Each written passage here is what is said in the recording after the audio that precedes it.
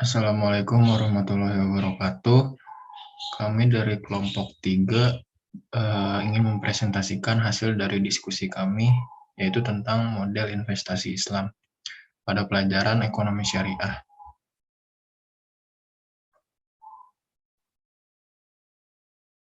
Adapun anggota dari kelompok 3, yaitu yang pertama ada Alfi Syahri Sajidan, ada Siva Novia Aulia, ada Sherlina Kartika Wahyudi, ada saya sendiri, Bapak Rahman, ada Anam Hasibuan, yang terakhir ada Muhammad Arsyil Arfiansyah. Yang pertama ada definisi dan ruang lingkup investasi. Investasi berasal dari bahasa Inggris, investment, dari kata dasar invest yang berarti menanam, atau istatmara dalam bahasa Arab yang berarti menjadikan berbuah, berkembang, dan bertambah jumlahnya menurut Antonio 2007.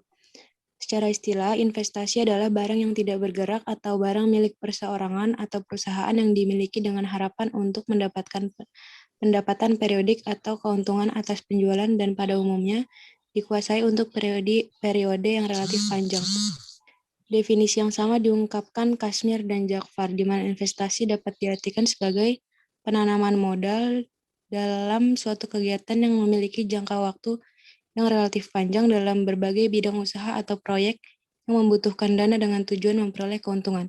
Investasi menurut Islam adalah penanaman dana atau penyertaan modal untuk suatu bidang usaha tertentu yang kegiatan usahanya tidak bertentangan dengan prinsip-prinsip syariah, baik objeknya maupun prosesnya.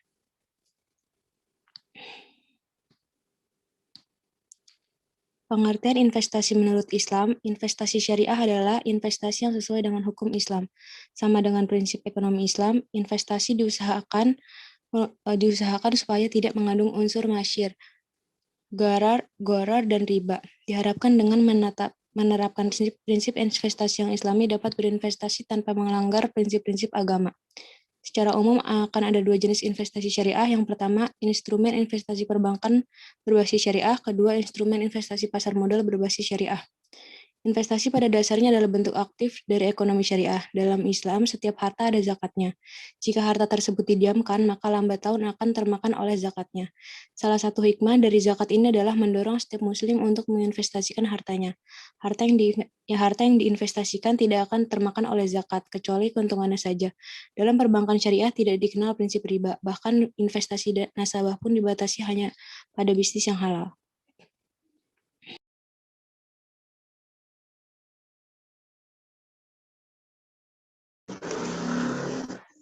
Hasil investasi untuk nasabah diperhitungkan berdasarkan rasio bagi hasil antara bank dengan nasabah. Disebut juga nisbah. Bank syariah akan membagi hasil investasi dana nasabah berdasarkan nisbah yang sudah ditetapkan. Hal ini mengakibatkan hasil investasi pada bank syariah tidak dapat ditentukan di depan. Walaupun terdapat ketidakpastian dalam hasil investasi pada bank syariah, masih dapat berinvestasi dengan tenang karena laporan pengelolaan dan laporan pertanggungjawaban bank syariah disampaikan sama terbukanya dengan yang dilakukan oleh perbankan konvensional.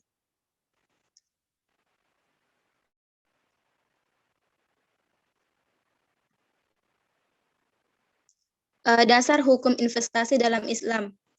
Islam adalah agama yang pro investasi, karena di dalam ajaran Islam sumber daya atau harta yang ada tidak hanya disimpan, tetap harus diproduktifkan, sehingga bisa memberikan manfaat kepada umat. Hal ini berdasarkan firman Allah Subhanahu wa Ta'ala yang artinya, supaya harta itu tidak beredar di antara orang-orang kaya saja di antara kalian. Quran Surah Al-Hasyr ayat 59. Oleh sebab itu, dasar pijakan dari aktivitas ekonomi termasuk investasi adalah Al-Quran dan hadis Nabi Shallallahu Alaihi Wasallam. Selain itu, karena investasi merupakan bagian dari aktivitas ekonomi atau muamalah ma'liyah, sehingga berlaku kaidah fikih muamalah, yaitu pada dasarnya semua bentuk muamalah termasuk di dalamnya aktivitas ekonomi adalah boleh dilakukan kecuali ada dalil yang mengharamkannya.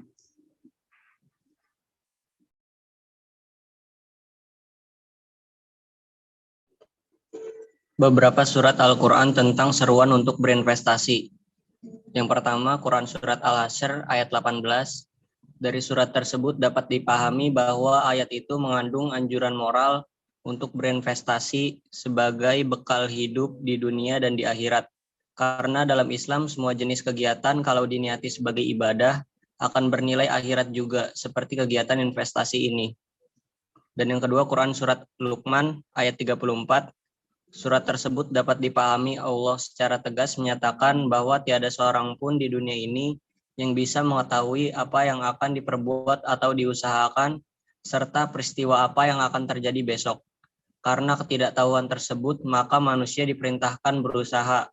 Salah satunya dengan cara berinvestasi sebagai bekal menghadapi hari esok yang tidak pasti tersebut. Hasilnya merupakan hak prerogatif Allah, tapi yang penting mengikuti standar agama dalam setiap kegiatan apapun, termasuk investasi. Prinsip syariah dalam investasi. Secara khusus, fatwa yang dikeluarkan Dewan Syariah Nasional MUI nomor 80 mengatur bagaimana memilih investasi yang dibolehkan syariat dan melarang kegiatan yang bertentangan dengan prinsip syariah dalam kegiatan investasi dan bisnis, yaitu yang pertama maisir, yaitu setiap kegiatan yang melibatkan perjudian di mana pihak yang memenangkan perjudian akan mengambil taruhannya. Yang kedua goror, yaitu ketidakpastian dalam suatu akad, baik mengenai kualitas atau kuantitas objek akad maupun mengenai penyerahannya. Yang ketiga riba, tambahan yang diberikan dalam pertukaran barang-barang ribawi atau al-amwal al-ribawiyah, dan tambahan yang diberikan atas pokok utang dengan imbalan penangguhan imbalan secara mutlak. Yang keempat batil, yaitu jual beli yang tidak sesuai dengan rukun dan akadnya atau ketentuan pokok dan sifatnya, atau tidak dibenarkan oleh syariat Islam. Dan yang kelima bai'i ma'dum, yaitu melakukan jual beli atas barang yang belum dimiliki.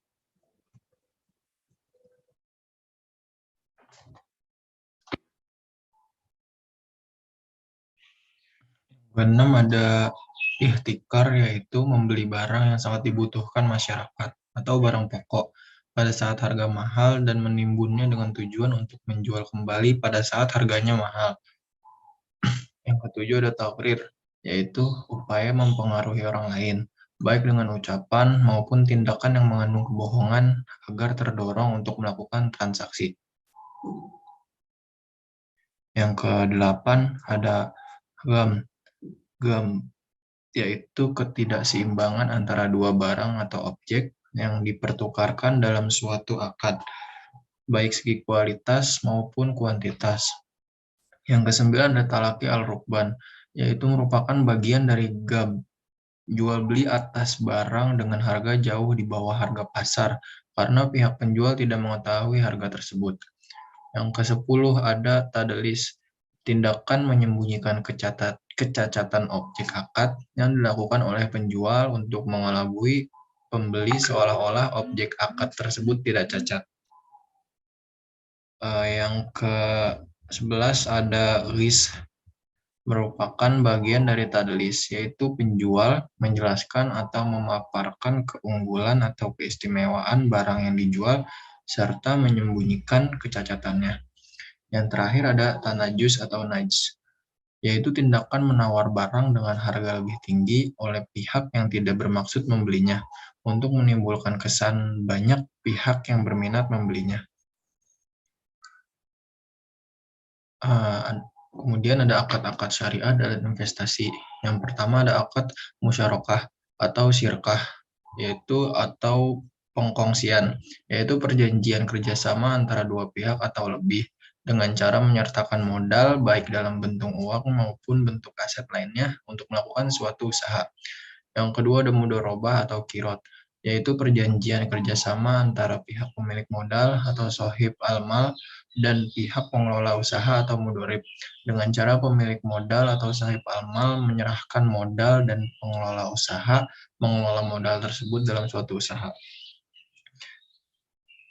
Yang ketiga ada ijaroh atau sewa atau jasa, yaitu perjanjian antara pihak pembeli sewa atau pembeli jasa dan pihak penyewa atau pengguna jasa untuk memindahkan hak guna atas suatu objek ijaroh yang dapat berupa manfaat barang atau jasa dalam waktu tertentu dengan pembayaran sewa, upah, tanpa diikuti dengan pemindahan kepemilikan oleh ijarah itu sendiri. Yang terakhir ada kafalah, adalah perjanjian antara pihak penjamin atau kafil, guarantor, dan pihak yang dijamin atau makful anhu atau asil ataupun orang yang berhutang untuk menjamin kewajiban pihak yang dijamin kepada pihak lain.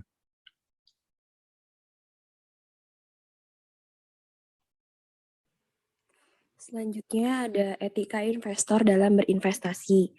Agar terhindar dari praktik investasi yang tidak islami, maka ada beberapa hal prinsip dalam investasi yang harus menjadi acuan dan landasan bagi investor, yaitu yang pertama ada tidak mencari rezeki pada hal yang haram, baik dari segi zatnya maupun cara mendapatkannya, serta tidak menggunakan hal-hal yang haram. Yang kedua, tidak menzolimi dan tidak dizolimi. Yang ketiga, keadilan pendistribusian pendapatan. Yang keempat, transaksi dilakukan atas dasar ridho, sama ridho atau antaradin. Yang kelima, tidak ada unsur riba, maisir atau perjudian atau spekulasi dan goror atau ketidakjelasan atau samar-samar.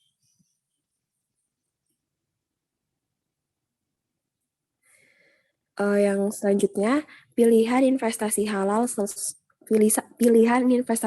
sesuai syariat Islam. Pilihan tersebut antara lain, yang pertama ada investasi berbentuk properti. Hal yang perlu dilakukan adalah cukup membeli properti yang sesuai dengan kemampuan pembeli. Dari investasi properti tersebut, kita bisa memperoleh keuntungan dari tahun ke tahun mendatang saat harga properti naik, dengan menjualnya atau bisa disewakan disewakan properti tersebut pada orang lain. Yang penting proses pembelian properti tersebut tidak melibatkan sistem bunga. Cara lain yang bisa dilakukan adalah dengan mengambil KPR berbasis syariah. Metodenya itu menggunakan sistem margin, bukan bunga. Jadi dari awal pihak bank syariah itu sudah menetapkan persentase margin yang harus kamu bayarkan dan itu bersifat tetap hingga akhir cicilan. Yang kedua ada investasi emas. Investasi emas lebih stabil karena harganya itu selalu naik, progresif dari tahun ke tahun. Untuk investasi emas tidak memerlukan metode yang rumit, cukup mulai tabungan emas dengan membelinya di gerai resmi seperti Antam atau Pegadaian. Yang ketiga, deposito bagi hasil. Pada deposito syariah, keuntungan yang diperoleh itu berasal dari yang menyesuaikan dengan keuntungan bersih pengelolaan dana. Perjanjian tersebut disebut juga dengan akad mudharabah, yaitu perjanjian yang disepakati pihak pemilik modal dan pengelola modal. Yang keempat ada SBSN, yaitu surat berharga syariah negara. Instrumen ini tuh merupakan obligasi atau surat utang yang diatur menggunakan metode syariah. Itu artinya surat yang diperjualbelikan tidak berasal dari proses jual beli produk haram. Dalam proses penyerahannya, data yang diberikan itu harus transparan.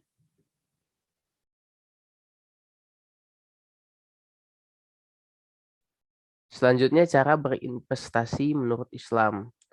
Yang ke-1, pilih instrumen investasi syariah yang sesuai kebutuhan. Dan kedua, pastikan praktik sesuai dengan ajaran Islam. Yang ketiga, buka rekening investasi syariah. Dan yang keempat, lakukan analisis sebelum memulai investasi. Analisis ini dapat dilakukan dengan melihat tren pasar modal, saham, nilai investasi, imbal balik, atau return, serta analisis terhadap rencana investasi kamu ke depannya agar lebih terarah dan terhindar dari risiko-risiko yang tidak diinginkan. Yang kelima, gunakan SOTS. SOTS merupakan serta online trading system. Syariah trading system yaitu suatu sistem transaksi saham syariah yang dapat dilakukan secara online. Dan yang keenam, lihat dan manfaatkan list desk. List desk daftar efek syariah adalah suatu daftar berisi produk indeks saham dan nama perusahaan yang dapat kamu jadikan lahan untuk melakukan aktivitas investasi syariah. Kelebihan investasi halal berbasis syariah. Berikut beberapa hal yang perlu diperhatikan termasuk keuntungan. Sebelum memilih sebuah produk investasi berlabel syariah, yaitu 1. Sesuai syariat Islam, investasi berskema syariah tentu berlandaskan tuntunan Al-Quran dan hadis.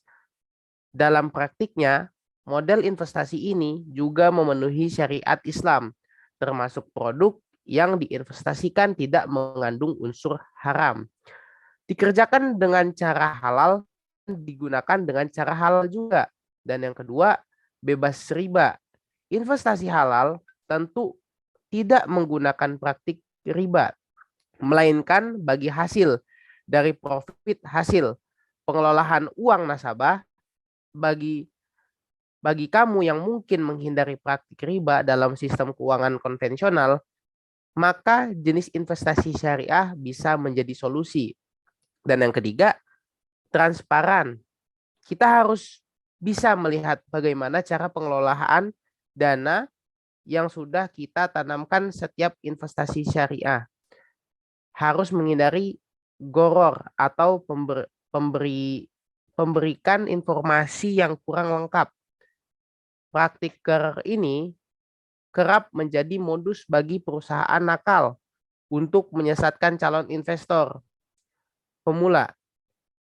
Investasi syariah juga menghindari hal-hal yang sifatnya masyir atau transaksi yang tidak berbau gambling atau akad yang tidak jelas. Praktik seperti ini cenderung akan merugikan salah satu pihak. Dan yang terakhir, terbebas dari unsur haram. Bisnis yang dijalankan untuk mengelola dana bebas dari unsur-unsur haram seperti perdagangan produk yang tidak mengandung babi, alkohol, atau penipuan. Terima kasih presentasi dari kelompok kami. Kurang lebihnya mohon maaf. Assalamualaikum warahmatullahi wabarakatuh.